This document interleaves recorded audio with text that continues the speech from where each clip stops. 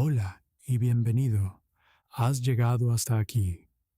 Quizás es tarde, quizás el mundo se siente un poco demasiado ruidoso esta noche y estás buscando un lugar tranquilo donde descansar tu mente. Me alegra que estés aquí. Durante las próximas horas vamos a viajar hacia atrás, más de un siglo hacia atrás, hasta el verano de 1914.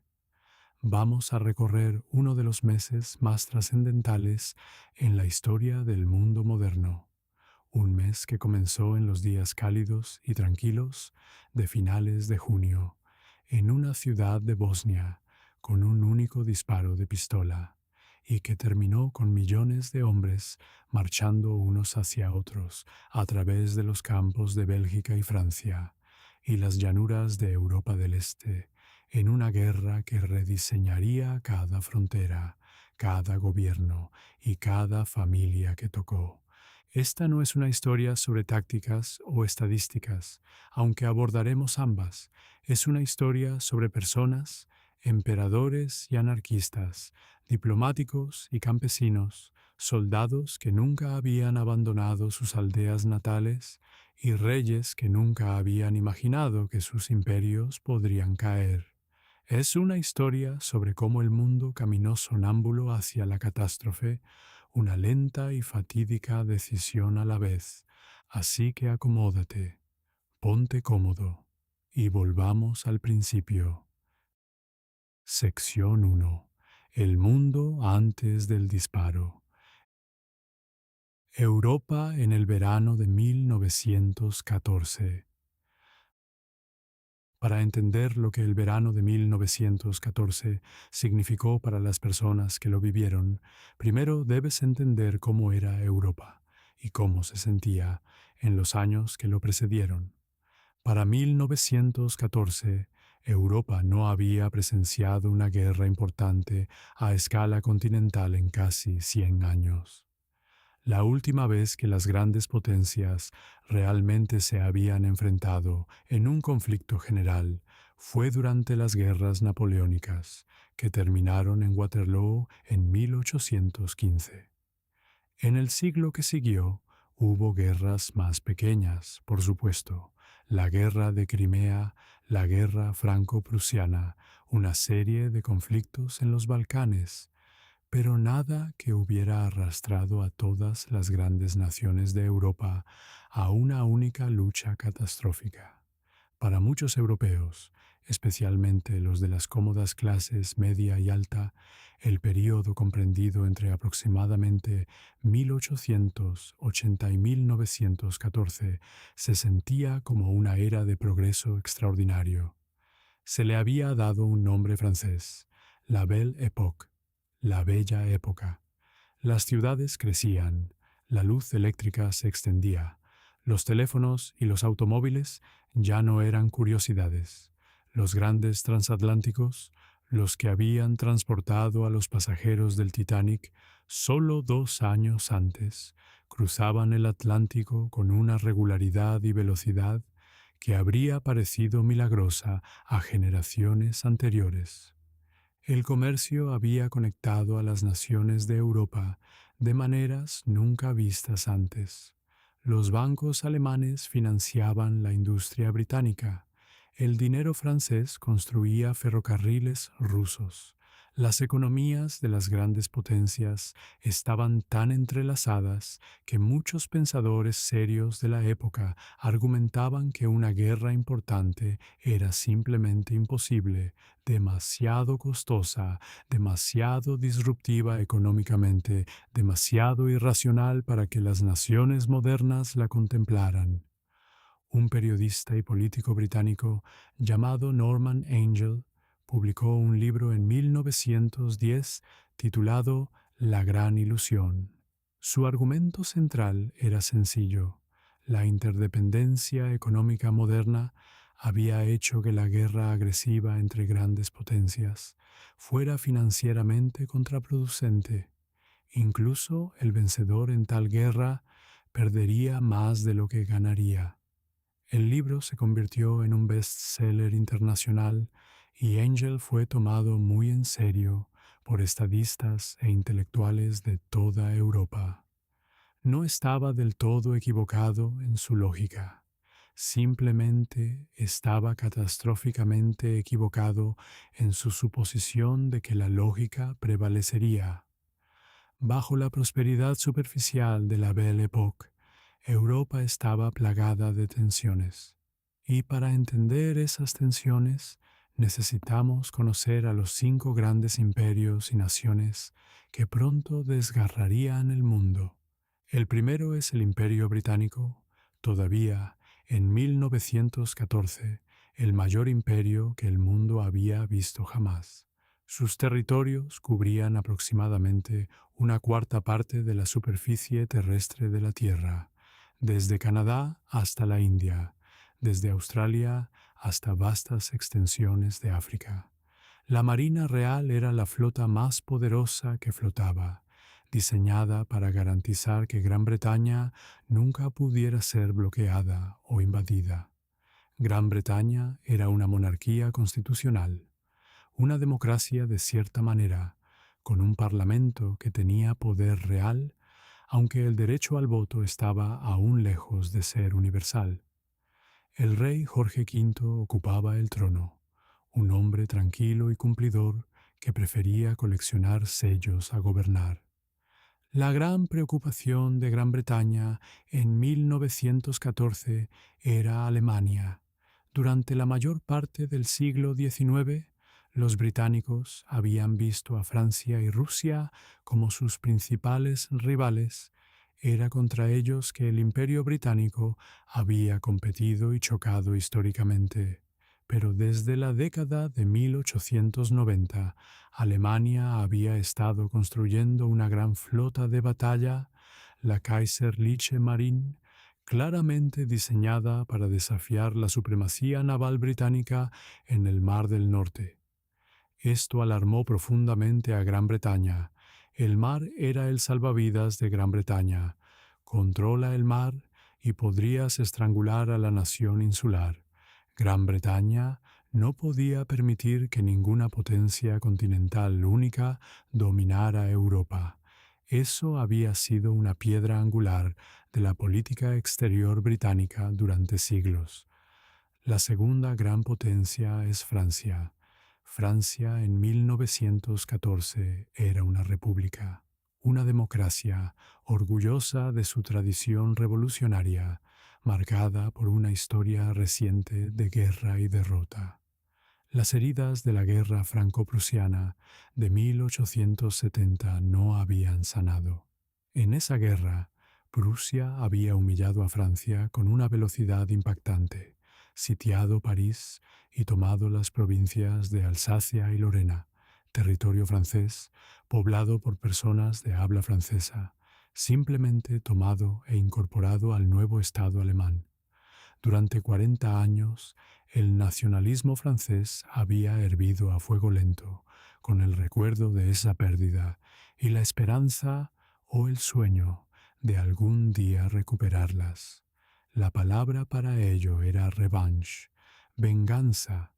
Francia había respondido a su derrota construyendo uno de los mejores ejércitos de Europa, aunque en verdad era un ejército todavía atormentado por el pasado, moldeado por filosofías de guerra ofensiva, la carga con bayoneta, el élan vital, el espíritu del ataque, que demostrarían ser profunda y trágicamente inadecuados para el campo de batalla industrial que se avecinaba. La tercera gran potencia es Alemania, o más precisamente el Imperio Alemán, que solo había sido unificado desde 1871. En las décadas transcurridas había crecido con una velocidad extraordinaria hasta convertirse en la potencia industrial de la Europa continental. La producción de acero alemana, la química alemana, la ingeniería eléctrica alemana, todo había superado a Gran Bretaña y Francia. Las universidades alemanas eran las mejores del mundo. Las ciudades alemanas eran modernas y eficientes. Pero la estructura política de Alemania no era tan moderna como sus fábricas. El imperio alemán era técnicamente una monarquía constitucional, pero el poder real estaba en manos del Kaiser Guillermo II y un pequeño círculo de asesores militares y aristocráticos. El Parlamento alemán, el Reichstag, tenía poderes limitados y no podía formar ni disolver gobiernos. Alemania tenía la economía industrial de una democracia moderna y la cultura política de una monarquía militarizada, y esta tensión resultaría explosiva. El propio Kaiser Guillermo II merece un momento de atención porque era un hombre profundamente inusual. Nacido en 1859, había sufrido un parto difícil que le dejó el brazo izquierdo permanentemente atrofiado, una limitación física que pasó toda su vida compensando, con resultados mixtos. Era inteligente, impulsivo, vanidoso e inseguro. Anhelaba el respeto de otros monarcas europeos, particularmente su primo el rey Jorge V y su tío, que había sido el rey Eduardo VII. Quería que Alemania fuera temida y admirada en el escenario mundial, que tuviera lo que él llamaba el lugar al sol de Alemania. No era, a pesar de lo que se diría más tarde, un hombre que quería una guerra mundial en 1914, pero su estilo errático y abusivo de diplomacia había causado un daño enorme a las relaciones de Alemania en Europa, y en la crisis que se avecinaba, su juicio fallaría en momentos críticos. La cuarta gran potencia es Austria-Hungría, llamada a veces la doble monarquía, un vasto e inestable imperio de aproximadamente 50 millones de personas extendido por Europa Central, que abarcaba lo que hoy son Austria, Hungría, la República Checa, Eslovaquia, Eslovenia, Croacia, Bosnia y partes de Polonia, Rumanía y Ucrania. Estaba gobernado por el anciano emperador Francisco José, que había ocupado el trono desde 1848 y tenía ahora 83 años, una reliquia viviente de una época anterior. El gran problema de Austria-Hungría era la nacionalidad. El imperio contenía en su seno más de una docena de grupos étnicos distintos: alemanes, húngaros, checos, eslovacos, polacos, eslovenos, croatas, serbios, rumanos y otros, cada uno con su propio idioma, su propia cultura, su propio sentido creciente de identidad nacional. Y la identidad nacional en 1914 era una fuerza tan poderosa como cualquier ejército. El gobierno austrohúngaro gastaba una enorme energía tratando de mantener unido este mosaico de pueblos, equilibrar intereses en competencia, suprimir los movimientos de independencia antes de que pudieran convertirse en revoluciones. El imperio aún no se estaba desmoronando, pero todos los que miraban con cuidado podían ver las grietas. La quinta gran potencia es Rusia, o más precisamente el Imperio ruso, el país más grande de la Tierra por área de tierra, que se extendía desde Polonia hasta el Océano Pacífico. Rusia era también, en 1914, la más internamente convulsionada de las grandes potencias. La revolución de 1905 había sacudido la autoridad del zar, lo había obligado a crear un parlamento y solo había sido reprimida con dificultad y considerable violencia. Los movimientos socialistas y revolucionarios no habían desaparecido, simplemente habían pasado a la clandestinidad, donde fermentaban y conspiraban. El zar Nicolás II era un gobernante amable, bien intencionado y profundamente ineficaz, totalmente inadecuado para las exigencias de gobernar una nación en crisis. Estaba dedicado a su familia, su esposa Alejandra, sus hijas y su hijo Alexei, que padecía hemofilia, pero era incapaz del pensamiento estratégico frío y claro que su imperio requería. El ejército de Rusia había sido humillado en la guerra ruso-japonesa de 1904 a 1905, cuando Japón hundió dos de las grandes flotas de Rusia y expulsó a sus ejércitos de Manchuria. Se había estado reconstruyendo desde entonces, con dinero francés y asistencia técnica alemana, irónicamente. Para 1914, Rusia tenía el ejército más grande de Europa en términos de potencia humana bruta, millones de soldados, pero estaba mal equipado, mal dirigido y dependía de una red ferroviaria que todavía era inadecuada para las demandas de la guerra moderna. Ahora, en este mundo complicado y combustible, necesitamos agregar dos ingredientes más: el sistema de alianzas y la carrera armamentista. Para 1914, Europa se había dividido en dos campos armados.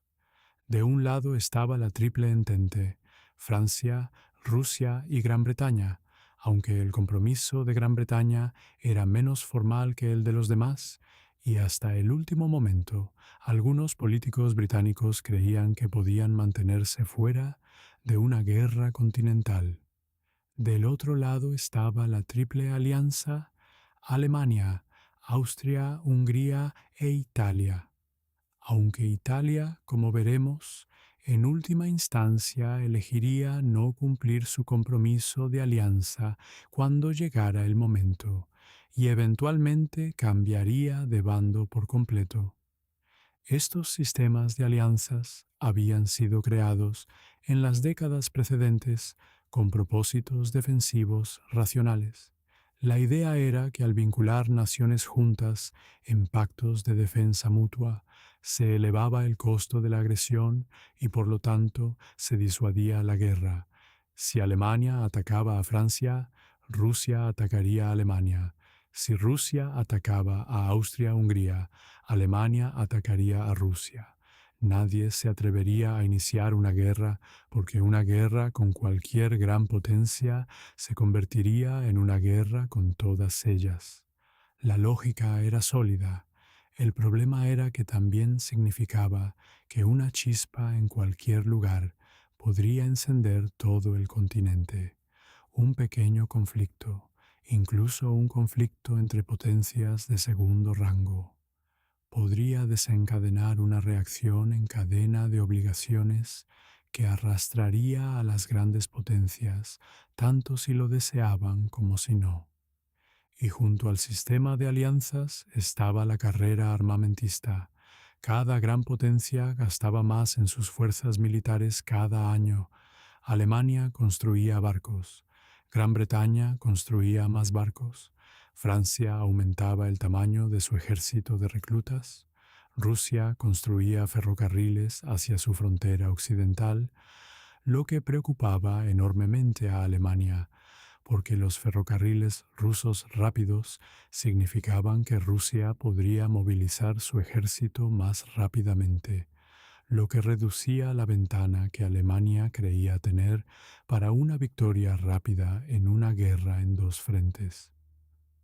Los planificadores militares de toda Europa trabajaban a partir de calendarios detallados, horarios de movilización que especificaban exactamente cuándo debía moverse cada regimiento, cada cuerpo, cada ejército y hacia dónde y en qué orden. Estos horarios eran enormemente complejos y habían sido perfeccionados durante años, y crucialmente, la mayoría de ellos dependían de la velocidad. Si llegaba una crisis, la nación que movilizara más rápido tendría una ventaja aplastante, lo que significaba que en una crisis, la presión para movilizarse temprano sería enorme. Y una vez que una nación movilizara, sus rivales sentirían que no tenían más remedio que movilizarse también. Europa había construido una máquina para convertir una crisis política en una catástrofe militar, y la había tensado mucho. En este mundo, en una cálida mañana de domingo de finales de junio de 1914, un joven con una pistola salió a una calle de Sarajevo. Sección 2. El disparo que se escuchó en todo el mundo. El asesinato de Francisco Fernando. Sarajevo en el verano de 1914 era la capital de Bosnia-Herzegovina, una provincia que había sido administrada por Austria-Hungría desde 1878 y formalmente anexionada en 1908. Bosnia era un lugar complicado, un mosaico de católicos, cristianos ortodoxos y musulmanes que habían vivido unos junto a otros en distintos grados de armonía y tensión durante siglos. Era también un lugar con fuertes corrientes de nacionalismo eslavo del sur, la idea de que los pueblos eslavos de los Balcanes debían unirse en una sola nación, libre de la dominación austriaca u otomana. La nación más asociada con el nacionalismo eslavo del sur era Serbia, un reino pequeño pero orgullosamente independiente al sur y al este de Bosnia. Serbia había librado dos guerras victoriosas en 1912 y 1913, las guerras de los Balcanes, y había expandido significativamente su territorio. Los nacionalistas serbios soñaban con un gran estado que uniría a todos los eslavos del sur, serbios, croatas, eslovenos, bosníacos, bajo una sola bandera. Para Austria-Hungría esto era una amenaza existencial, una Serbia grande y poderosa en su frontera sur que inspiraba sentimientos nacionalistas entre sus súbditos eslavos del sur podría desgarrar la doble monarquía desde dentro. En junio de 1914, el heredero al trono austrohúngaro, el archiduque Francisco Fernando, decidió visitar Bosnia. No era una figura particularmente querida en Austria. Era conocido como frío, autocrático y difícil, pero era el sobrino del emperador y estaba acompañado por su esposa, Sofía, a quien adoraba, una de las pocas relaciones genuinamente cálidas en su existencia, por lo demás rígida. Sofía era condesa, pero no de cuna suficientemente alta para ser reconocida en eventos formales de la corte en Viena. En Bosnia, los protocolos militares significaban que podía sentarse junto a él en el automóvil real, una pequeña felicidad que significaba mucho para él. La visita estaba programada para incluir una inspección militar y luego una procesión ceremonial por las calles de Sarajevo el domingo 28 de junio. En la ciudad, un grupo de jóvenes nacionalistas serbios bosnios había sido informado de la visita del archiduque y había decidido actuar. Se llamaban a sí mismos la Mano Negra, aunque esto es algo de una simplificación excesiva. Sus conexiones con la sociedad secreta serbia, conocida oficialmente como la Mano Negra, eran reales pero indirectas. El grupo estaba vagamente organizado y oscilaba en edad desde adolescentes hasta jóvenes de poco más de 20 años. Se les habían proporcionado armas, pistolas y granadas a través de una red con conexiones con la inteligencia militar serbia, aunque el grado de participación oficial serbia ha sido debatido por los historiadores desde entonces. Eran 7, posicionados a intervalos a lo largo de la ruta planeada del archiduque. La mañana comenzó mal para los conspiradores. La comitiva avanzó por el Apple Quay, la carretera principal a lo largo del río. Los primeros conspiradores, a pesar de estar armados y posicionados, perdieron los nervios o no pudieron encontrar la oportunidad de actuar. Luego, cuando los autos pasaron cerca del puente Kumurja, un joven llamado Nedeljko Chabrinović lanzó una granada al automóvil descubierto del archiduque. Su puntería falló o el conductor aceleró justo a tiempo, Los relatos varían y la granada rebotó en el techo plegado del automóvil y explotó debajo del vehículo siguiente. Varias personas resultaron heridas. El archiduque y Sofía estaban ilesos. Chabrinovich tragó una cápsula de cianuro y saltó al río. El cianuro era demasiado viejo para ser efectivo. Vomitó. Fue sacado del agua poco profunda y fue arrestado.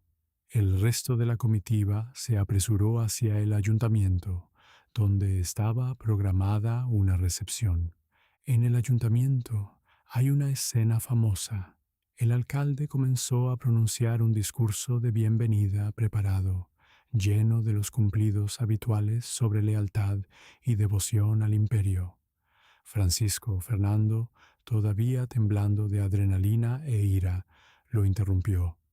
Señor alcalde, dijo según los informes, vengo aquí de visita y me arrojan bombas. Es un escándalo. Sofía supuestamente le habló en voz baja y él se serenó lo suficiente como para permitir que la recepción continuara. Después del ayuntamiento hubo una discusión sobre la ruta de regreso. Alguien sugirió visitar a los oficiales heridos en el hospital. Se tomó la decisión de proceder, pero de alguna manera no todos en la comitiva fueron informados del cambio de ruta. El coche líder tomó un giro equivocado por la calle Franz Joseph, una calle lateral flanqueada por tiendas. Cuando se le informó del error, el conductor se detuvo y comenzó a dar marcha atrás. Y allí, por extraordinaria casualidad, estaba Gavrilo Princip. Princip tenía 19 años, era un serbio bosnio, delgado y pálido. Había sido uno de los conspiradores esa mañana y, creyendo que el asesinato había fracasado, se había detenido en una delicatessen cercana, ya fuera para comprar algo o simplemente para serenarse. Cuando volvió a salir a la calle, encontró que el automóvil del archiduque se había detenido a menos de 1,5 metros de él, con el motor calado, mientras el conductor intentaba dar marcha atrás. Dio un paso adelante y disparó 2 veces. La primera bala alcanzó a Francisco Fernando en la vena yugular. La segunda alcanzó a Sofía en el abdomen. La pareja fue llevada apresuradamente hacia la residencia del gobernador. Ambos seguían con vida. Sofía perdió el conocimiento y murió antes de llegar. Las últimas palabras de Francisco Fernando, según los testigos, estaban dirigidas a ella. «Soferl, Soferl, no mueras, sigue viva por nuestros hijos». Murió 20 minutos después del disparo. Princip fue agarrado por la multitud, golpeado y arrestado. Tenía 19 años, demasiado joven, según la ley austriaca, para ser ejecutado. Sería condenado a 20 años de prisión, sufriría de tuberculosis y moriría en una celda de prisión en abril de 1918, apenas meses antes de que la guerra que había encendido finalmente terminara. Tenía 23 años. La noticia del asesinato se extendió por toda Europa en cuestión de horas. Las reacciones fueron variadas y reveladoras.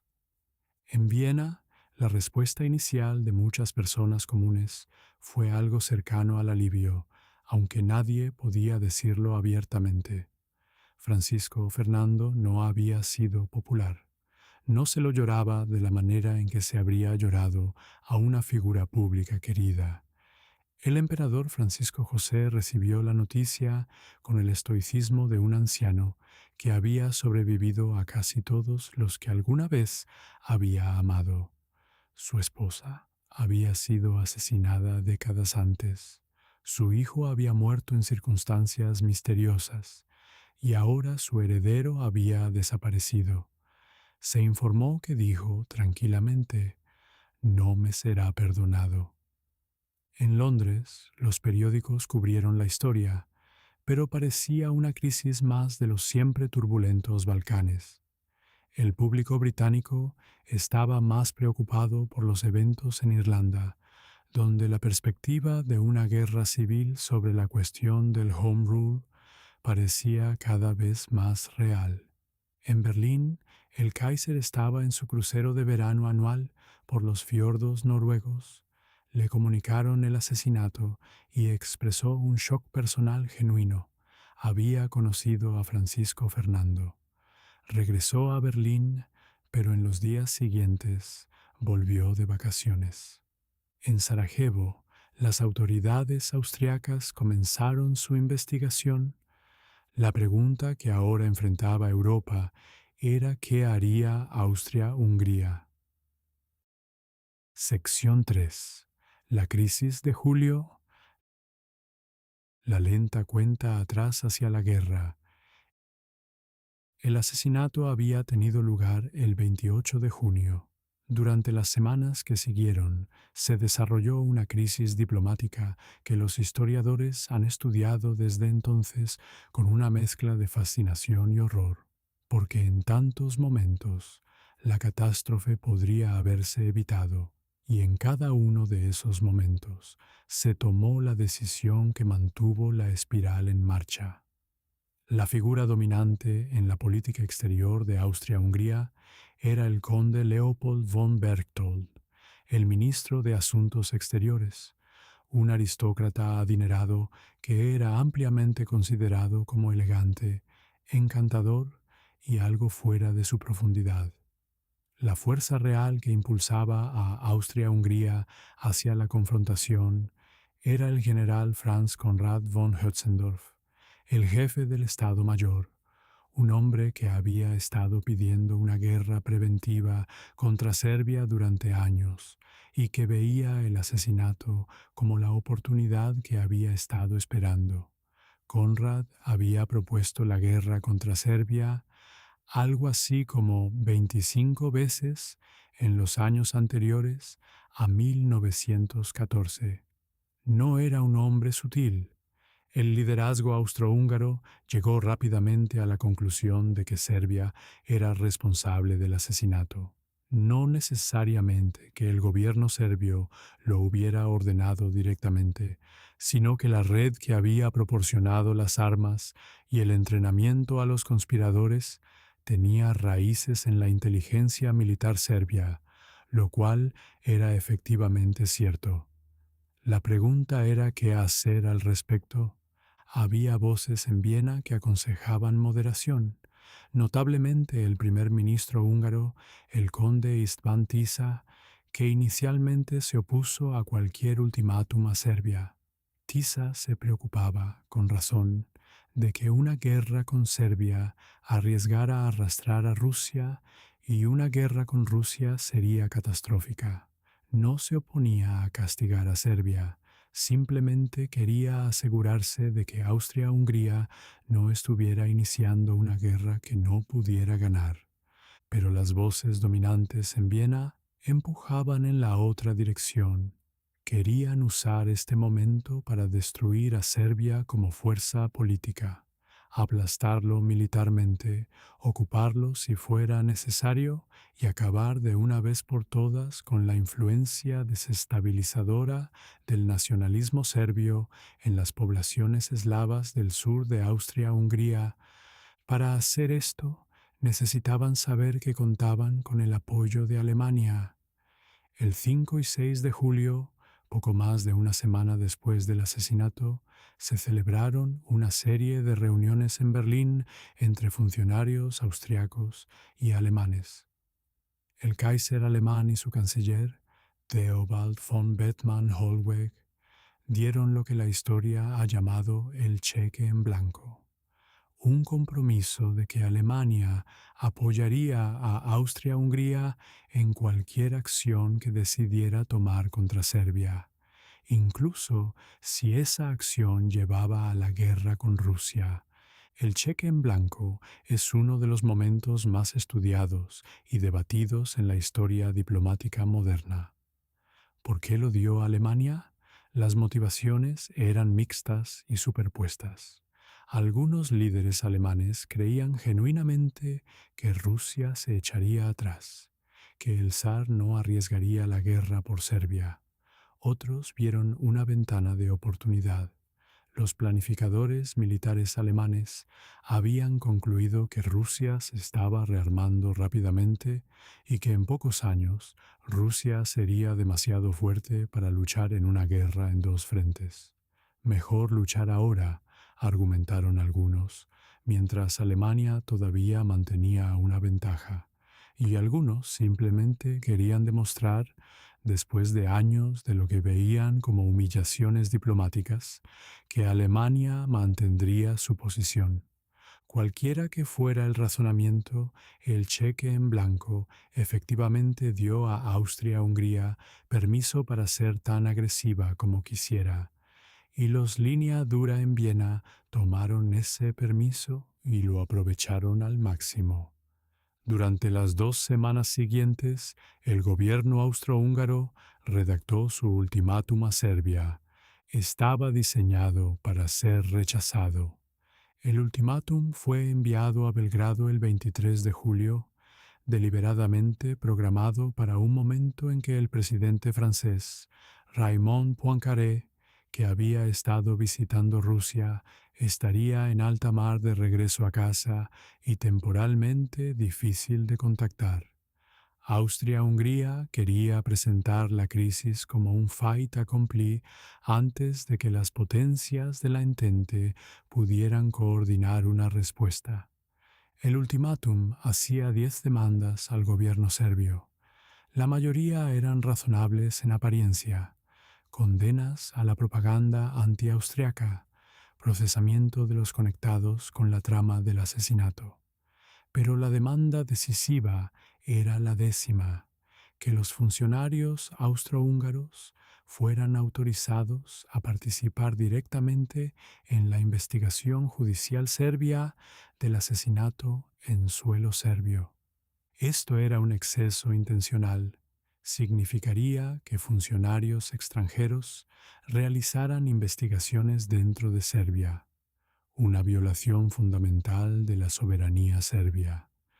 Era la demanda que ningún Estado soberano que se respetara a sí mismo podría aceptar plenamente. Serbia tenía 48 horas para responder. La respuesta que llegó de Belgrado el 25 de julio fue extraordinaria. Los serbios acordaron casi todo, más de lo que casi cualquier observador había pensado posible. Aceptaron 9 de las 10 demandas, ya sea completamente o con modificaciones menores. En la cuestión de los funcionarios austrohúngaros que realizaban investigaciones en suelo serbio, acordaron cooperar en principio, pero sugirieron que la cuestión específica de los funcionarios extranjeros operando dentro de Serbia se remitiera al Tribunal Internacional de La Haya. Cuando el Kaiser Guillermo leyó la respuesta serbia en Berlín, según los informes, quedó sorprendido e impresionado. Escribió al margen del documento: un gran éxito moral para Viena, pero con él se elimina toda razón para la guerra. Sugirió que Austria-Hungría aceptara la respuesta y propusiera solo una ocupación militar temporal de Belgrado como garantía de buena fe serbia. Su sugerencia fue ignorada. En Viena, el conde Berchtold declaró la respuesta insatisfactoria y comenzó a prepararse para la guerra. El 25 de julio, Austria-Hungría inició una movilización parcial a lo largo de la frontera serbia. En Belgrado, el gobierno serbio ordenó la movilización y, como medida de precaución, trasladó la capital a Niš. La crisis diplomática se aceleraba hacia un punto de no retorno. En los días que siguieron, se desplegó una diplomacia desesperadamente frenética en cada capital de Europa. En Londres, el ministro de Asuntos Exteriores británico, Sir Edward Grey, propuso una conferencia internacional de las grandes potencias para mediar en la disputa. similar a la conferencia que había resuelto con éxito las guerras de los Balcanes solo 2 años antes. Alemania se negó, argumentando que la disputa austroserbia era un asunto bilateral y no requería intervención exterior. En San Petersburgo, el ministro de Asuntos Exteriores ruso, Sergei Sazonov, instó a la paciencia y la moderación mientras simultáneamente presionaba por preparativos militares. Rusia no podía permitir que Austria-Hungría aplastara a Serbia. Serbia era una nación eslava hermana y Rusia tenía una historia de presentarse como protectora de los pueblos eslavos. Más prácticamente, si Rusia se quedaba al margen mientras Austria-Hungría desmembraba a Serbia, la influencia de Rusia en los Balcanes habría terminado y su credibilidad como gran potencia quedaría gravemente dañada. El zar Nicolás y el Kaiser Guillermo, que eran primos, y se dirigían el uno al otro en sus telegramas como Nicky y Willy, intercambiaron una serie de mensajes personales durante esos días, cada uno rogando al otro que contuviera a sus respectivos aliados. Los telegramas de Willy Nicky son desgarradores de leer en retrospectiva. Dos hombres que parecían creer que su relación personal podría de alguna manera anular las fuerzas que se habían puesto en marcha. Estaban equivocados. El 28 de julio, exactamente un mes después del asesinato de Francisco Fernando, Austria-Hungría declaró la guerra a Serbia. Comenzó de manera casi cómica. El ejército austrohúngaro aún no estaba completamente movilizado y no estaba listo para invadir realmente a Serbia durante otras 2 semanas. La declaración de guerra era en parte un movimiento diplomático para que el conflicto pareciera un hecho consumado antes de que las grandes potencias pudieran intervenir para detenerlo. El primer acto de la guerra fue un buque monitor austrohúngaro bombardeando Belgrado a través del Danubio, un bombardeo que causó más ruido que daño. Pero la declaración era real. Austria, Hungría y Serbia estaban ahora en guerra, y en San Petersburgo los engranajes de la gran máquina comenzaron a girar. Rusia no podía quedarse al margen. Si lo hacía, su posición en los Balcanes, su posición como gran potencia, habría terminado. El 29 de julio, el zar Nicolás autorizó una movilización parcial del ejército ruso, dirigida específicamente contra Austria-Hungría, pero los planificadores militares rusos señalaron rápidamente que la movilización parcial crearía caos en sus horarios ferroviarios y en realidad dejaría a Rusia más vulnerable que una movilización total o ninguna movilización. Presionaron al zar por una movilización total. Nicolás vaciló. Sabía que la movilización total de Rusia casi con certeza significaría guerra con Alemania. Envió otro telegrama a Willy. Recibió una respuesta. Titubeó. La presión sobre él era enorme.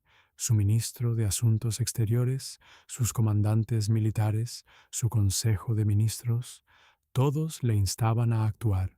Finalmente, el 30 de julio, Nicolás autorizó la movilización general total del ejército ruso. En Berlín, la noticia de la movilización rusa desencadenó exactamente la reacción que los planificadores de guerra alemanes habían anticipado y temido y, en cierto sentido, preparado. Alemania envió un ultimátum a Rusia exigiendo que la movilización cesara en 12 horas. Rusia no cumplió. Alemania envió un ultimátum a Francia exigiendo saber si Francia permanecería neutral en una guerra ruso-alemana. Francia respondió con dignidad que actuaría de acuerdo con sus intereses nacionales. El 1 de agosto de 1914, Alemania declaró la guerra a Rusia. El 3 de agosto, Alemania declaró la guerra a Francia, y con esas declaraciones, la guerra que Norman Angell había dicho que era imposible, comenzó en serio. Sección 4. Las luces se apagan. Gran Bretaña entra en la guerra. La entrada de Gran Bretaña en la guerra es uno de los grandes y sí históricos. Hasta los últimos días de julio no era inevitable. Gran Bretaña no tenía ninguna obligación de tratado formal para defender a Francia, y ninguna obligación en absoluto de defender a Rusia. Los acuerdos de la Entente eran amistades, no alianzas, entendimientos, no compromisos jurados. El gobierno liberal en Londres estaba profundamente dividido. Había ministros, entre ellos el canciller del Tesoro, David Lloyd George, inicialmente, que creían que Gran Bretaña podía y debía mantenerse fuera de una guerra continental. Los mercados financieros estaban en pánico. El gobernador del Banco de Inglaterra, reunido con el ministro de Asuntos Exteriores, supuestamente se derrumbó en lágrimas ante el pensamiento de la guerra y suplicó la neutralidad. Lo que cambió todo fue Bélgica. La estrategia de Alemania para librar una guerra en dos frentes, contra Francia en el oeste y Rusia en el este, había sido elaborada durante muchos años y era conocida como el Plan Schlieffen, en honor al general que originalmente lo concibió. Alfred von Schlieffen había muerto en 1913, pero su plan había sido perfeccionado y modificado por su sucesor, el joven Helmut von Moltke. La esencia del plan era simple: Rusia sería lenta en movilizarse. Esa lentitud le daba a Alemania una ventana de quizás 6 semanas para sacar a Francia de la guerra por completo, antes de que Rusia pudiera ejercer toda su fuerza. Luego Alemania podría transferir sus fuerzas al este y lidiar con Rusia. Para sacar a Francia rápidamente, Alemania necesitaba evitar la fuertemente fortificada frontera francesa en Alsacia-Lorena, donde un ataque frontal sería lento y costoso. En cambio, el plan exigía hacer pasar al ejército alemán por la neutral Bélgica. Un golpe de derecha que pasaría por alto las defensas francesas, rodearía París desde el norte y encercaría al ejército francés por detrás. La neutralidad de Bélgica había sido garantizada por un tratado firmado en 1839 al que las principales potencias europeas, incluidas tanto Alemania como Gran Bretaña, eran signatarias. El 2 de agosto, Alemania envió un ultimátum a Bélgica, exigiendo el derecho a marchar con sus ejércitos a través del territorio belga. El gobierno belga se negó. El 4 de agosto, las tropas alemanas cruzaron la frontera belga. Para Gran Bretaña, la invasión de la neutral Bélgica fue el factor decisivo. No porque cada político británico descubriera repentinamente un apasionado compromiso con la soberanía belga. Los cálculos eran tanto estratégicos como morales. Una Alemania que controlara Bélgica controlaba los puertos del Canal de la Mancha. Una Alemania que controlara Francia y Bélgica dominaría la Europa continental de una manera que ningún gobierno británico podría aceptar. Si Alemania ganaba una guerra rápida, Gran Bretaña se enfrentaría a una Alemania dominante del continente, al otro lado de una estrecha franja de agua.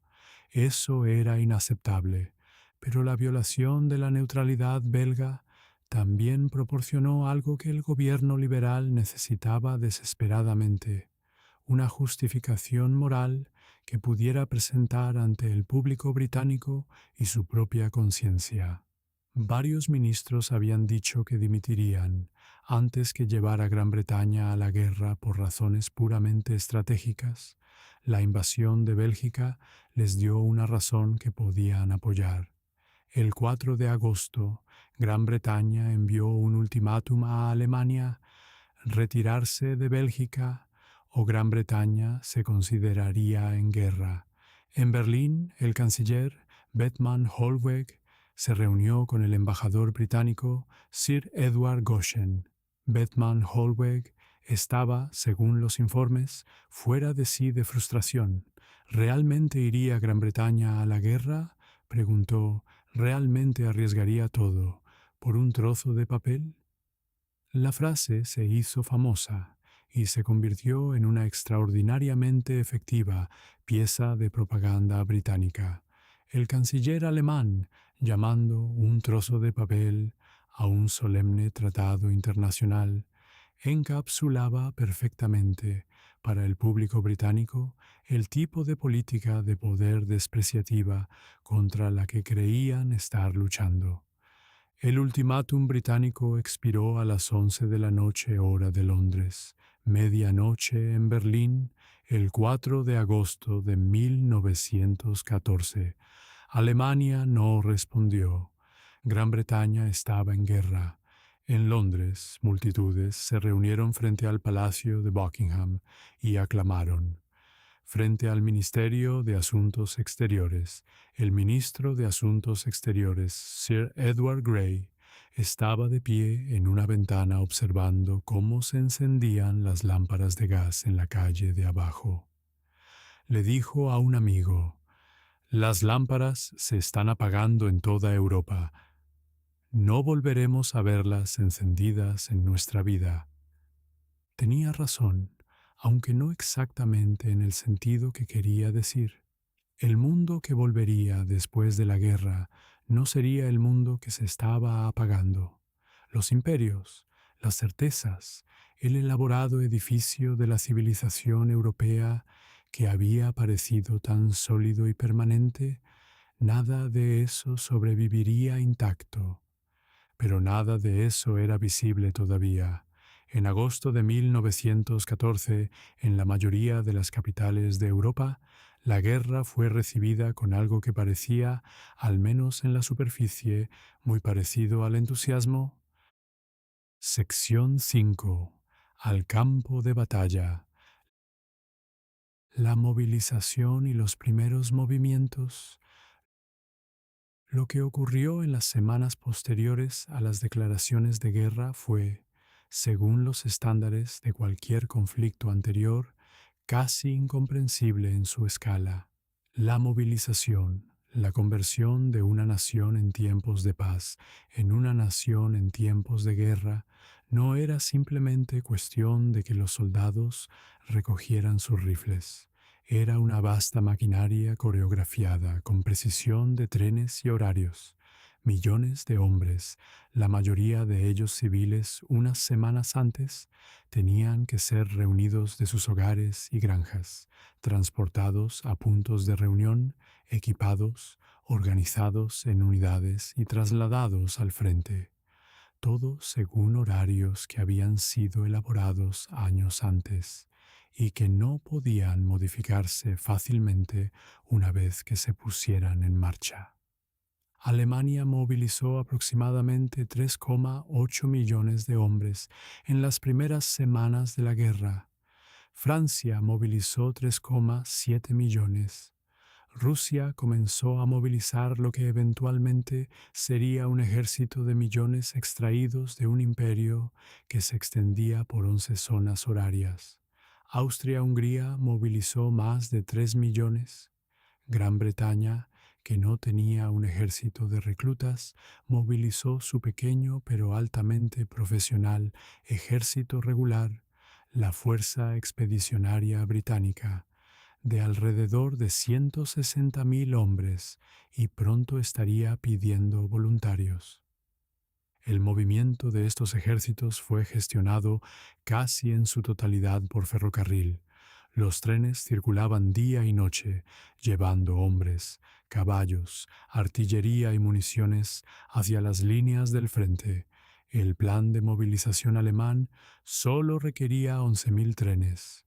Las estaciones, que normalmente manejaban unas pocas docenas de trenes al día, procesaban cientos. Los jefes de estación de toda Europa trabajaban sin dormir, ajustando horarios, desbloqueando cuellos de botella, manteniendo en marcha la gran máquina. Para el soldado individual, el raso, el hijo del campesino que había hecho su servicio militar y había sido enviado a casa y que ahora se encontraba llamado de vuelta, la experiencia de la movilización fue una extraña mezcla de emoción y terror. En muchos lugares, especialmente en los primeros días, había multitudes para despedir a los soldados. Las mujeres daban flores, las bandas tocaban, los ancianos vitoreaban. Había un sentimiento, generalizado y real, de que esto era una aventura, que la guerra sería corta, decisiva, victoriosa y de alguna manera purificadora. La generación de 1914 había crecido leyendo historias de aventuras, había absorbido una cultura que veía la guerra como la prueba definitiva de la hombría y el carácter nacional. No tenían ningún marco para entender lo que realmente se avecinaba. La última gran guerra en Europa occidental, la Guerra Franco-Prusiana de 1870, había durado 7 meses y se había decidido en 3 batallas principales. La tecnología de esa guerra era rudimentaria, según los estándares de 1914. Las armas de 1914 eran una propuesta completamente diferente. La ametralladora, que podía disparar cientos de balas por minuto, apenas había existido en 1870. La artillería de tiro rápido, que podía entregar fuego preciso a distancias de kilómetros, estaba en todas partes en 1914. El alambre de espino, inventado para la ganadería americana, se había extendido por todo el mundo y podía tenderse a través de un campo en horas para crear un obstáculo que era casi imposible de cruzar bajo el fuego. Ninguno de los estados mayores de Europa había llegado realmente a comprender lo que estas armas significarían para el tipo de guerra que estaban planeando librar. Estaban planeando una guerra de movimiento, de maniobra, de batallas decisivas. Iban a obtener algo bastante diferente. El primer movimiento de Alemania fue la invasión de Bélgica. El ejército belga era pequeño, aproximadamente 200.000 hombres, y no tenía ninguna posibilidad de detener el avance alemán por sí solo. Pero los belgas lucharon. Habían decidido, con notable claridad y valentía, que no simplemente dejarían pasar a los invasores. El gobierno belga rechazó el ultimátum de Alemania y cuando las fuerzas alemanas cruzaron la frontera el 4 de agosto, las tropas belgas estaban esperando. El primer gran obstáculo fue la ciudad fortificada de Lieja, en el este de Bélgica. Lieja se encontraba en la principal ruta de invasión y estaba protegida por un anillo de 12 fuertes modernos construidos en las décadas de 1880 y 1890 y diseñados para ser inexpugnables a la artillería de esa época. El calendario alemán exigía que Lieja cayera en 2 días. Tardó casi 2 semanas. El asalto inicial alemán a Lieja, lanzado en la noche del 5 de agosto, fue rechazado con bajas significativas. La guarnición belga, bajo el mando del general Gerard Liman, luchó con fiereza. Los fuertes aguantaron. Durante unos días, el pequeño ejército belga logró una especie de victoria moral, no deteniendo el avance alemán, sino haciéndolo sangrar. El avance llegó cuando Alemania trajo su artillería de asedio pesada, armas tan grandes que tenían que ser transportadas en piezas y montadas in situ. Las más famosas de estas eran los obuses Skoda austriacos y los propios morteros Krupp, de 420 milímetros alemanes, apodados Grandes Bertas. Estas armas podían disparar proyectiles que pesaban casi 1 tonelada, que se hundían casi verticalmente sobre los tejados de los fuertes, evitando la gruesa armadura frontal con la que los fuertes habían sido diseñados. Cuando los cañones pesados abrieron fuego, los fuertes de hormigón y acero, aparentemente inexpugnables, fueron destruidos uno por uno. Lieja cayó el 16 de agosto. El general Liman fue encontrado inconsciente entre los escombros de su último fuerte y capturado. Según los informes, le dijo a su captor: «Ponga en su informe que fui capturado inconsciente». Quería que se supiera que no se había rendido voluntariamente, pero la resistencia belga había hecho algo importante. Había retrasado el avance alemán aproximadamente 10 o 12 días, y en la precisión matemática del plan Schlieffen, 10 días no era poca cosa. Cada retraso se propagaba hacia adelante. Mientras tanto, al otro lado de Europa, el frente oriental comenzaba a tomar forma. Rusia se estaba movilizando con mayor rapidez de lo que Alemania había esperado o planificado. Los planificadores alemanes habían asumido que tendrían de 6 a 8 semanas antes de que Rusia pudiera ejercer una fuerza significativa. De hecho, la movilización rusa fue más rápida que en años anteriores, gracias en parte a esos ferrocarriles financiados por los franceses, y los ejércitos rusos comenzaron a avanzar hacia Prusia Oriental, la parte más oriental de Alemania, dentro de 2 semanas de la movilización. Esto era alarmante para Alemania. Toda la premisa del plan Schlieffen era que Alemania podía sacar a Francia antes de que Rusia estuviera lista. Si Rusia llegaba en fuerza antes de que Francia fuera derrotada, Alemania se enfrentaría a una guerra en 2 frentes simultáneamente. Exactamente lo que había sido diseñado para evitar. La invasión rusa de Prusia Oriental llevaría en semanas a una de las batallas más dramáticas de toda la guerra, pero esa es una historia para el final de este mes. Sección 6. La batalla de las fronteras. Las semanas más sangrientas de la guerra. Mientras la atención del mundo en agosto de 1914 estaba principalmente enfocada en Bélgica, el drama de la invasión, la caída de Lieja, las historias de resistencia belga, los combates más catastróficos de las primeras semanas ocurrían a lo largo de la frontera franco-alemana, en una serie de batallas que colectivamente serían conocidas como la Batalla de las Fronteras. Estas batallas son hoy menos famosas de lo que merecen ser. Han sido eclipsadas en la memoria popular por la guerra de trincheras que siguió, por el Somme, Passchendaele y Verdún. Pero en términos del puro costo humano, en un corto periodo de tiempo, la batalla de las fronteras fue uno de los episodios más devastadores de toda la guerra. En agosto de 1914, Francia perdió más hombres muertos en combate que en cualquier otro mes de la guerra de 4 años. El 22 de agosto de 1914, un solo día, es el día más mortífero en la historia militar francesa, antes o después.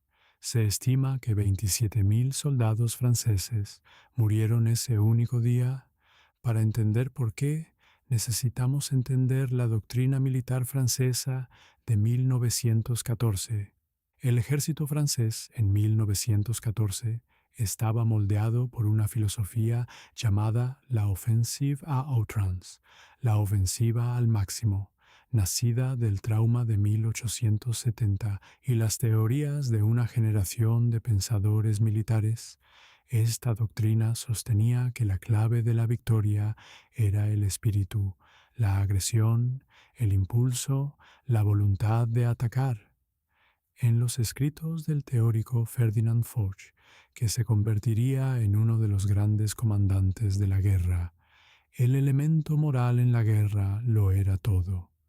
Un ejército que atacara con suficiente voluntad y ferocidad prevalecería.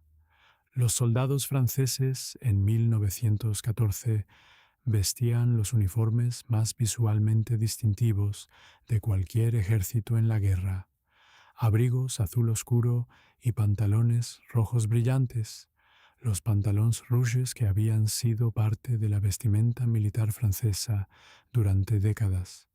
Había habido llamamientos antes de la guerra a cambiar a uniformes menos conspicuos, a adoptar el verde grisáceo o el caqui que usaban Alemania y Gran Bretaña.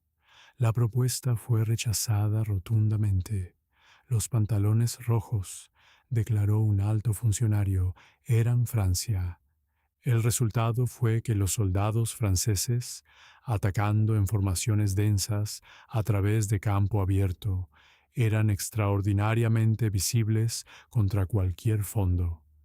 El plan de batalla francés, Plan 17, exigía grandes ofensivas en Alsacia y Lorena, las provincias tomadas por Alemania en 1870. La lógica emocional era poderosa. Esas eran tierras francesas, tomadas injustamente, y el ejército francés las recuperaría. La lógica militar era más cuestionable. La frontera alemana en Alsacia-Lorena estaba fuertemente fortificada y defendida. Atacar allí significaba avanzar directamente hacia posiciones alemanas preparadas. Las ofensivas en Alsacia comenzaron el 7 de agosto. Inicialmente, fueron bien.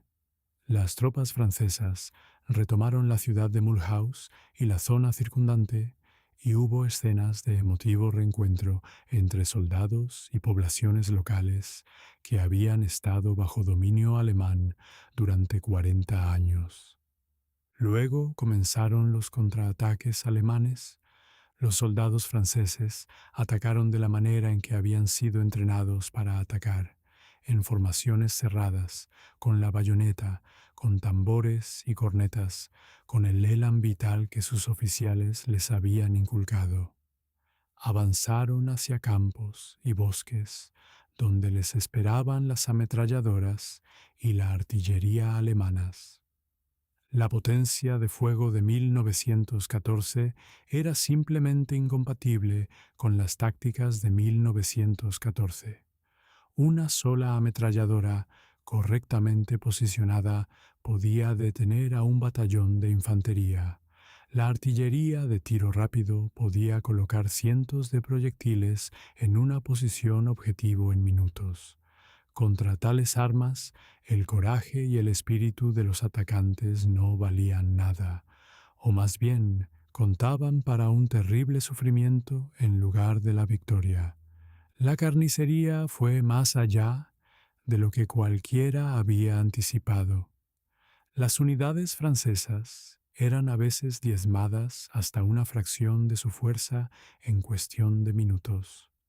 Los regimientos que habían entrado en la línea con 1000 hombres salían de un solo combate con 200. Los oficiales, entrenados para liderar desde el frente y visibles para sus hombres, eran abatidos a tasas aterradoras.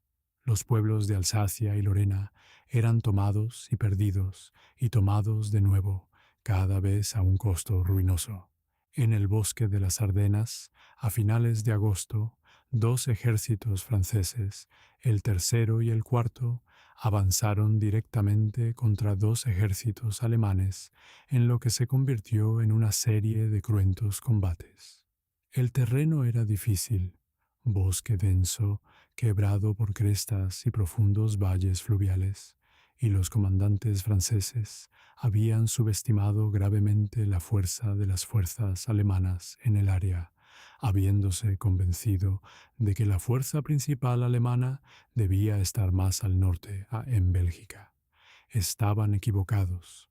Los alemanes estaban allí en fuerza, y el asalto francés se disolvió en una derrota catastrófica.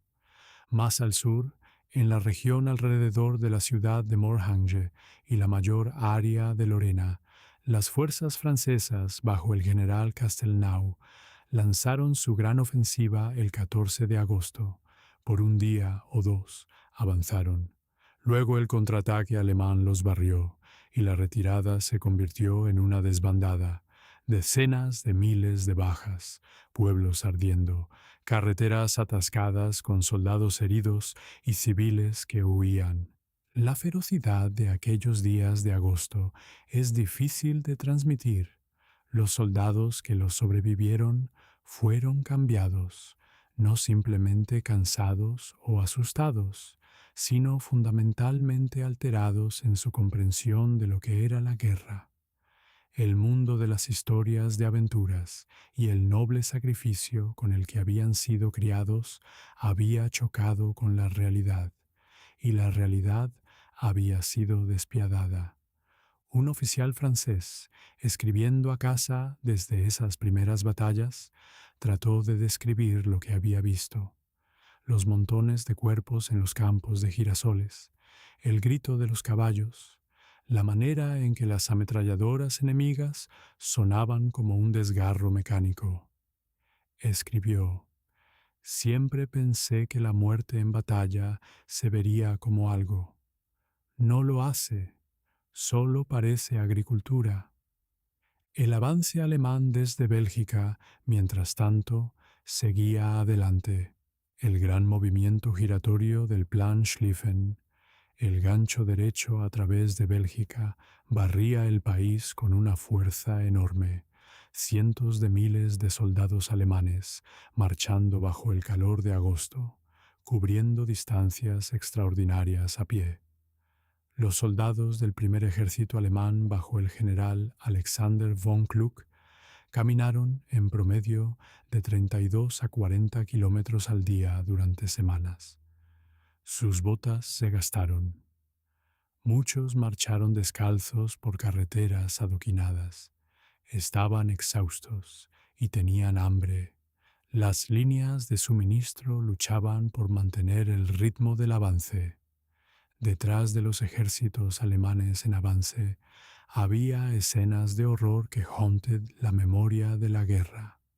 Los comandantes alemanes, nerviosos por los ataques de guerrilla a sus líneas de suministro e influenciados por los recuerdos de los Franktireurs, combatientes civiles irregulares que habían hostigado a las fuerzas alemanas en 1870, respondieron a cualquier resistencia civil sospechosa con ferocidad. En pueblos y aldeas belgas, a lo largo de la ruta de invasión, los civiles fueron fusilados en represalias por supuestos ataques. En la ciudad de Lovaina, una histórica ciudad universitaria, hogar de una de las universidades más antiguas de Europa, y una biblioteca de irreemplazables manuscritos medievales, los soldados alemanes, después de un incidente en el que aparentemente se dispararon entre sí en la confusión de la noche, culparon a la población civil. La ciudad fue incendiada. La biblioteca universitaria fue destruida. Estas atrocidades, reales, documentadas, aunque también exageradas y embellecidas por la propaganda aliada en las semanas y meses que siguieron, tendrían un enorme efecto en la opinión mundial, especialmente en Gran Bretaña y los Estados Unidos. La pobre pequeña Bélgica se convirtió en un grito de batalla moral para la causa aliada. Sección 7. Los británicos llegan, Mons y la gran retirada. La Fuerza Expedicionaria Británica, la EFEB, comenzó a cruzar el Canal de la Mancha en la primera semana de agosto. Era un ejército pequeño según los estándares continentales: 4 divisiones de infantería y una división de caballería, aproximadamente 90.000 hombres. Los generales franceses se referían a ella en privado y de manera algo condescendiente como el pequeño ejército despreciable. El Kaiser supuestamente la despidió aún más despectivamente. Los soldados de la FEB no eran reclutas, eran profesionales, soldados regulares de servicio prolongado, muchos de los cuales habían servido en la India, Sudáfrica u otras partes del imperio. Eran, según los estándares de 1914, fusileros de entrenamiento excelente. El soldado regular británico podía disparar 15 disparos apuntados por minuto, el famoso minuto loco, con un rifle de cerrojo, en Mons y en las batallas que siguieron. Esta cadencia de fuego impactaría tanto a los alemanes que inicialmente creyeron que se enfrentaban a fuego masivo de ametralladoras. La FEB se reunió en el área alrededor de Maubeuge, en el norte de Francia, y avanzó para tomar una posición en el flanco izquierdo de la línea francesa a lo largo del canal Mons-Condé en Bélgica. El 22 de agosto, el mismo día en que los ejércitos franceses sufrían sus pérdidas catastróficas en las Ardenas, la FEB hizo contacto con el avance alemán. La batalla de Mons comenzó en la mañana del 23 de agosto. La FEB se enfrentó al primer ejército alemán bajo von Kluck, una fuerza aproximadamente 3 veces más grande que los británicos. La batalla se desarrolló a lo largo del canal, con infantería británica sosteniendo la orilla norte e infantería alemana atacando a través de él. El tiroteo británico fue devastador. La infantería alemana, avanzando en las formaciones densas que caracterizaban las tácticas de principios de la guerra, fue abatida en grandes números, pero el puro peso de los números alemanes era abrumador. Para cada posición que los británicos sostenían, había fuerzas alemanas amenazando con rodearla, y en el flanco derecho británico, el quinto ejército francés, bajo el general Charles Lanrezac, ya estaba comenzando a retroceder después de su propio desastroso encuentro con los alemanes. Lanrezac ni siquiera le había dicho al comandante británico, el mariscal de campo Sir John French, que estaba retrocediendo. Sir John French se enteró casi por accidente y de repente encontró su flanco derecho completamente expuesto. No había más remedio que retirarse. La gran retirada, el repliegue combativo de la FEB desde Mons, duró 2 semanas y cubrió casi 300 kilómetros. Fue una de las operaciones más exigentes en la historia militar británica. Los hombres marcharon día y noche bajo el brutal calor de agosto, durmiendo 1 hora a la vez, con los pies ensangrentados, los ojos irritados por el polvo. Los oficiales luchaban por mantener a sus hombres despiertos y en movimiento. Algunos soldados se quedaban dormidos de pie y había que atraparlos antes de que cayeran. La retirada fue interrumpida por feroces acciones de retaguardia, batallas en Le Cateau, en Nery, en docenas de combates más pequeños donde las unidades británicas se volvían y luchaban para frenar a los persiguientes alemanes. Estas acciones costaron vidas, pero compraron tiempo. La retirada, llevada a cabo en condiciones espantosas, fue en última instancia un éxito. La FEB salió de ella maltratada pero intacta, su cohesión preservada.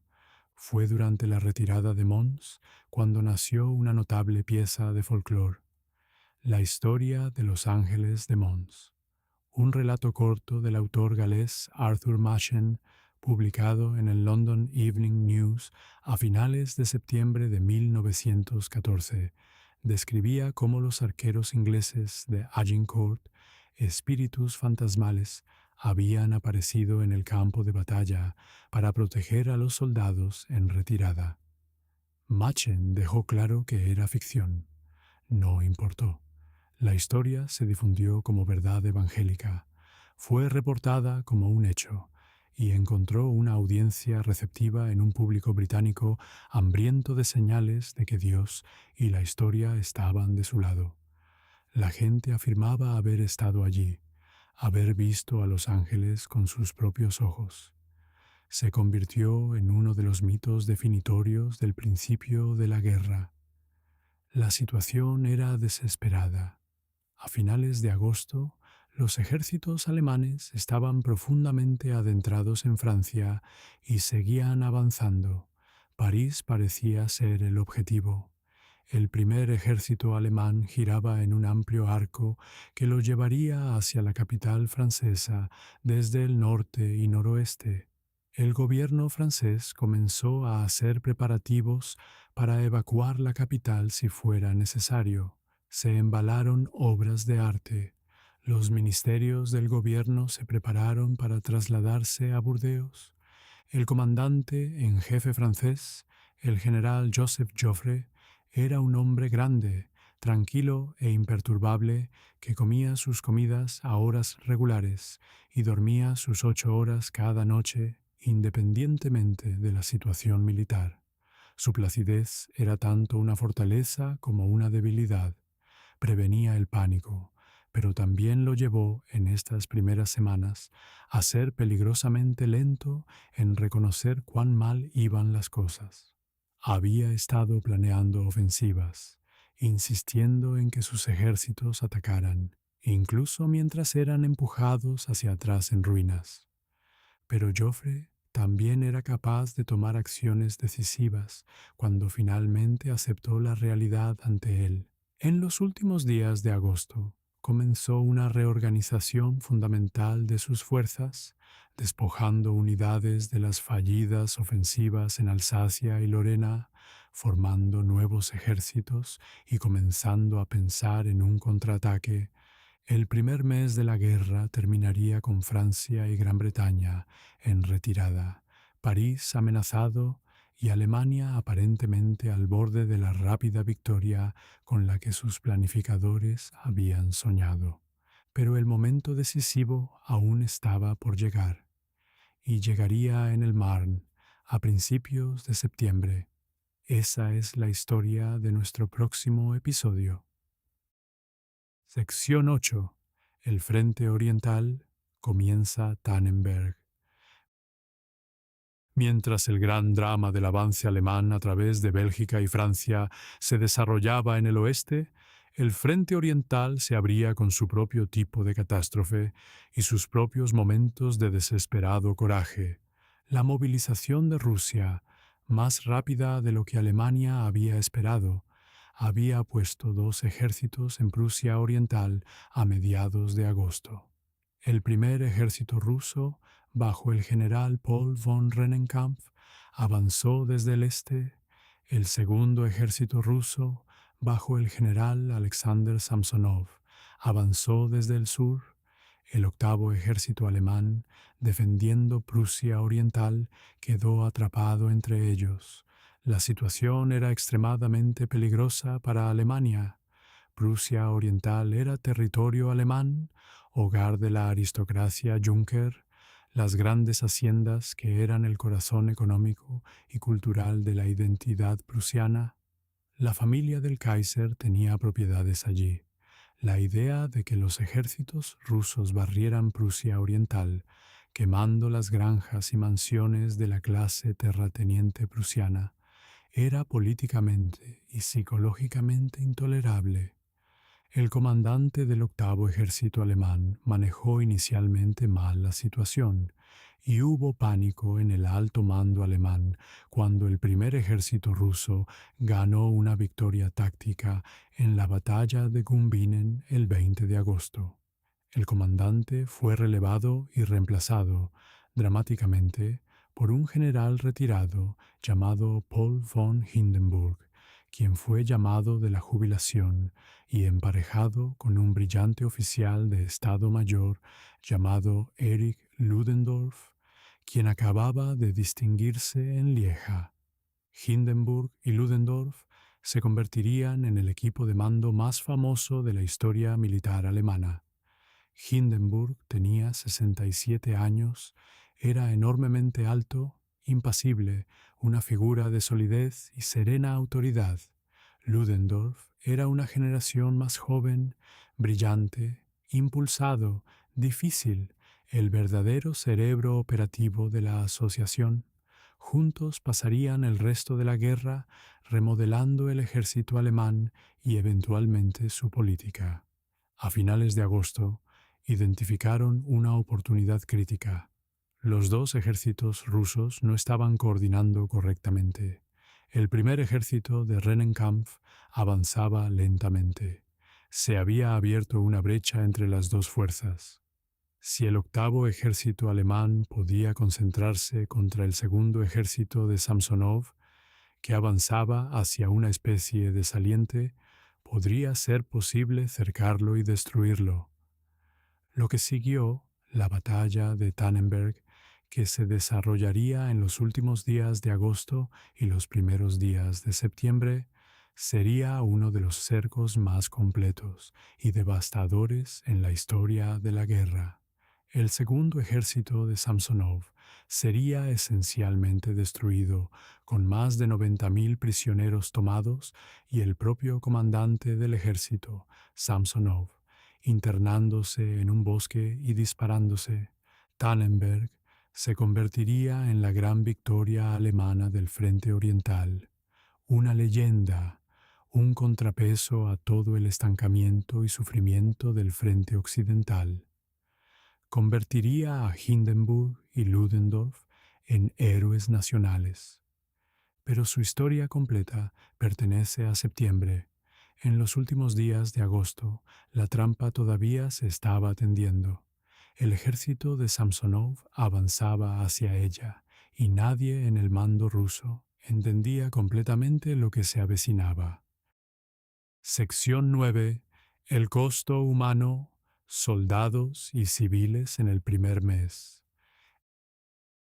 En las semanas transcurridas entre el asesinato de Francisco Fernando y el final de agosto de 1914, la guerra que había parecido tan distante y teórica para la mayoría de las personas se había vuelto aterradoramente real. Las bajas de agosto de 1914 eran impresionantes según cualquier estándar. Francia perdió aproximadamente 210.000 hombres muertos solo en el mes de agosto. Alemania sufrió pérdidas comparables. En las batallas de las fronteras, ambos bandos atacaban y ambos bandos pagaban precios catastróficos. El pequeño ejército de Bélgica había sido efectivamente destruido como fuerza de campo. La FEB, en su retirada de Mons, había perdido miles de hombres muertos, heridos y capturados. Los servicios médicos de cada ejército se vieron desbordados en cuestión de días. Los heridos yacían en cunetas y campos de granja esperando a los camilleros. Los hospitales de campaña se quedaron sin vendas, sin morfina, sin nada. Los cirujanos trabajaban sin descanso durante días. Las lesiones más comunes, heridas de rifle y artillería de alta velocidad, eran diferentes a todo para lo que la profesión médica había entrenado a esa escala. Las piernas y los brazos eran amputados en condiciones improvisadas. La infección mataba a hombres que habían sobrevivido al campo de batalla. Detrás de los frentes de combate, los civiles vivían la guerra de maneras igualmente terribles, pero moldeadas de forma diferente. En Bélgica y Francia, el avance alemán significaba ocupación. Cientos de miles de civiles huyeron del combate, llevando lo que podían cargar, uniéndose a las enormes columnas de refugiados que atascaban las carreteras hacia el sur y el oeste. Las familias se separaron, los niños se perdieron, el ganado fue abandonado o confiscado. La cosecha era agosto y el grano estaba maduro en los campos, quedó sin cosechar en decenas de miles de granjas. En los territorios ocupados comenzó la vida bajo la autoridad militar alemana. Las reglas eran estrictas y las sanciones severas.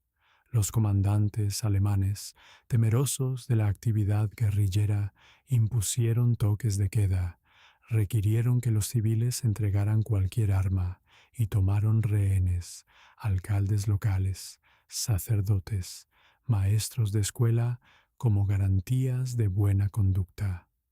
Las ejecuciones que ocurrieron en aldeas belgas en agosto de 1914 dejaron heridas profundas y duraderas que no sanarían.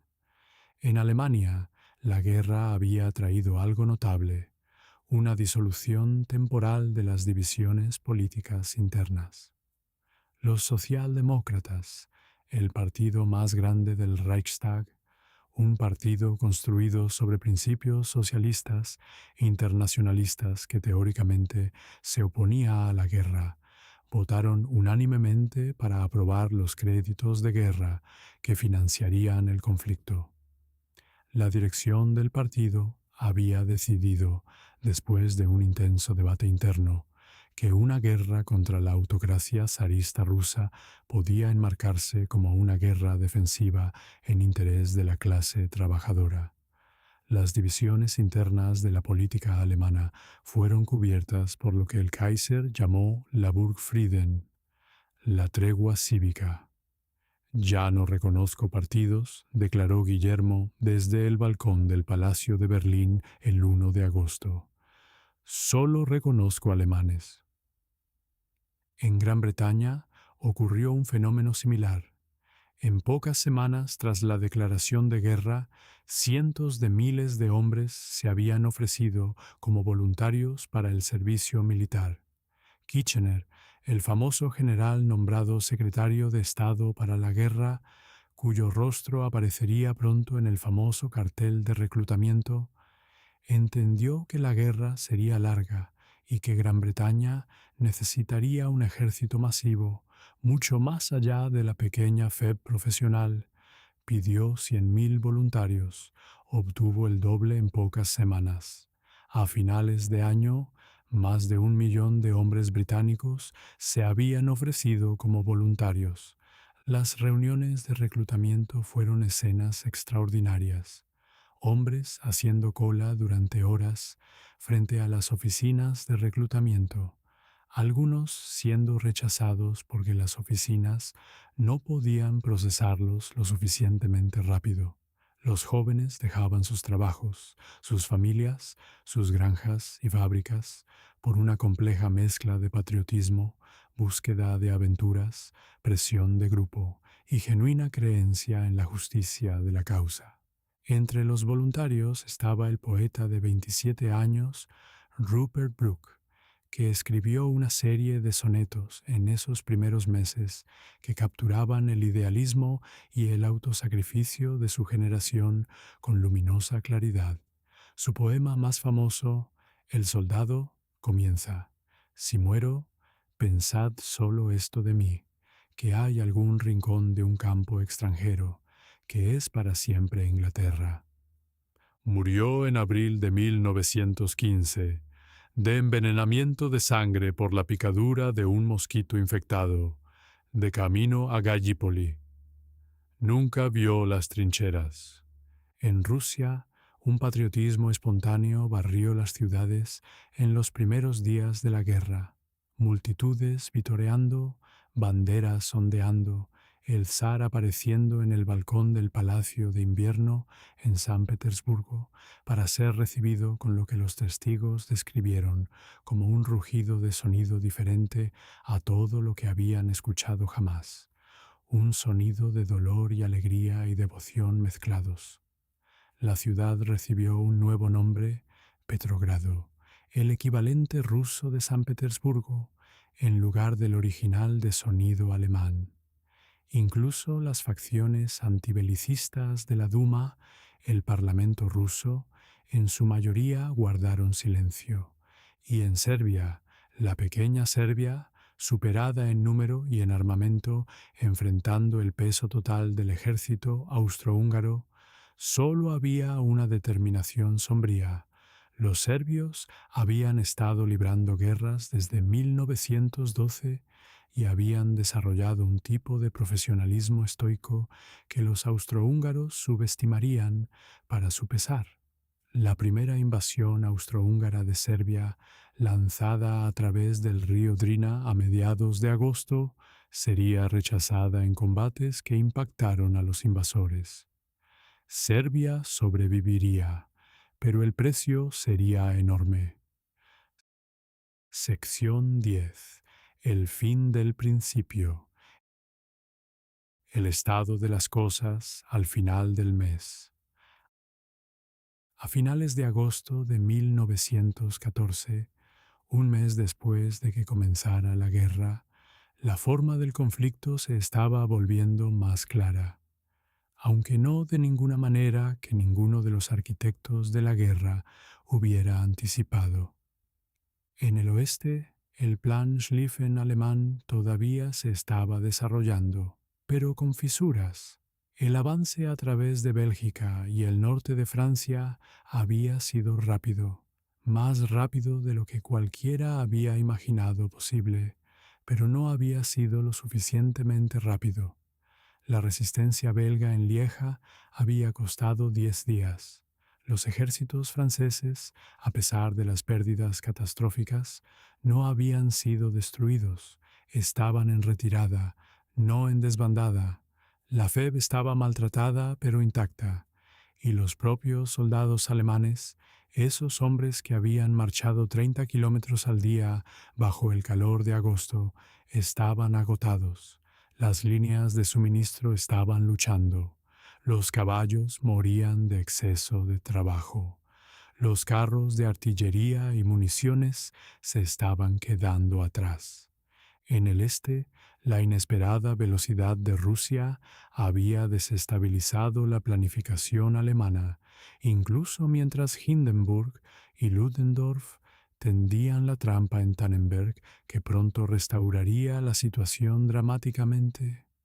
Pero el precio de proteger Prusia Oriental serían divisiones que no podían estar en Francia, y en la estrecha matemática del Plan Schlieffen, cada división importaba, y había llegado una nueva complicación: el Imperio Otomano, el gran imperio musulmán multiétnico centrado en Constantinopla que controlaba la Turquía moderna, así como gran parte de Oriente Medio, observaba la guerra con gran atención y calculando sus opciones. En pocos meses entraría en la guerra del lado de Alemania, abriendo nuevos frentes en el Cáucaso, el Sinaí y Mesopotamia, y en última instancia desencadenando la serie de eventos que llevaría a la disolución de Oriente Medio tal como había sido conocido durante siglos.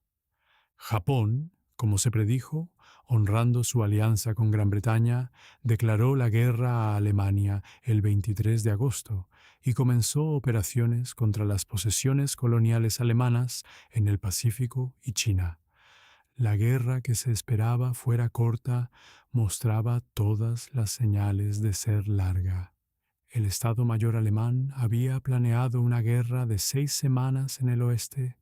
Algunos funcionarios alemanes habían hablado, en esos embriagadores días de agosto, de estar en casa antes de que caigan las hojas. Las hojas caerían en octubre y los soldados todavía estarían en Francia. Las hojas caerían de nuevo en 1915 y 1916 y 1917. 4 otoños pasarían antes de que los cañones finalmente se detuvieran. Vale la pena detenerse al final de este primer mes para pensar en las personas que lo vivieron. El campesino de Picardía que se despertó en agosto de 1914 para encontrar un ejército alemán marchando por sus campos y que pasaría 4 años bajo ocupación. El joven de Birmingham, que se ofreció como voluntario en esas primeras semanas y pasaría meses en entrenamiento antes de ver siquiera Francia, y que moriría el primer día del Somme en julio de 1916. El conscripto austriaco, que nunca había estado a más de 50 kilómetros de su aldea natal en su vida, que cruzó a Serbia en agosto y estaba muerto para septiembre. La enfermera en un hospital de París que trabajó 12 horas al día, 7 días a la semana, y que trabajaría a esas horas durante 4 años. Estas son las personas de esta historia, no solo los generales y los emperadores y los ministros de asuntos exteriores, aunque también los hemos conocido, sino los millones de personas comunes cuyas vidas fueron aprehendidas por eventos tan grandes y tan rápidos que no había manera de entenderlos, solo de sobrevivirlos o de no sobrevivirlos. El primer mes de la guerra terminó con aproximadamente 1 millón de soldados muertos o heridos, un número tan grande que era casi incomprensible para la imaginación humana, y sin embargo un número compuesto de 1 millón de personas individuales, cada una de ellas el centro de su propio universo, cada una de ellas dejando atrás una familia que lloraría por el resto de sus vidas. Cierre. Gracias por pasar estas horas conmigo, viajando de regreso al verano de 1914. El próximo mes seguiremos la guerra hacia septiembre, el mes del milagro del Marne, cuando Francia y Gran Bretaña lanzaron su gran contraataque y detuvieron el avance alemán en seco. Seguiremos el desastre en Tannenberg y lo que significó para Rusia, y veremos cómo los ejércitos, incapaces de flanquearse mutuamente, comienzan a cavar. Las trincheras, esos grandes símbolos definitorios de la guerra, no fueron planeadas. Fueron improvisadas casi accidentalmente en el otoño de 1914, cuando los ejércitos intentaban protegerse del poder de fuego industrial al que se enfrentaban. Para octubre, las trincheras se extenderían desde el Mar del Norte hasta la frontera suiza, y la guerra de movimiento que todos habían planeado habría terminado. Un tipo diferente de guerra estaba comenzando. Si has llegado hasta aquí, quizás todavía estás despierto y quizás has estado entrando y saliendo del sueño, captando fragmentos de esta historia de la manera en que escuchas a medias la música de otra habitación. Entonces, gracias. La historia vale la pena conocerla, no porque el pasado pueda cambiarse, sino porque entender cómo llegaron a ser las cosas es una de las cosas más profundamente humanas que podemos hacer. Recordamos a estas personas no para llorarlas para siempre, sino para entenderlas. Eran personas comunes que vivieron tiempos extraordinarios y lo hicieron con un coraje que no fue disminuido por el hecho de que tanto del sufrimiento fue innecesario, nacido del orgullo y los errores de cálculo y el terrible impulso de los eventos que nadie sabía cómo detener. Que descanses bien y nos reuniremos de nuevo el próximo mes, en septiembre de 1914, en las orillas del río Marne, donde el primer punto de inflexión de la guerra estaba esperando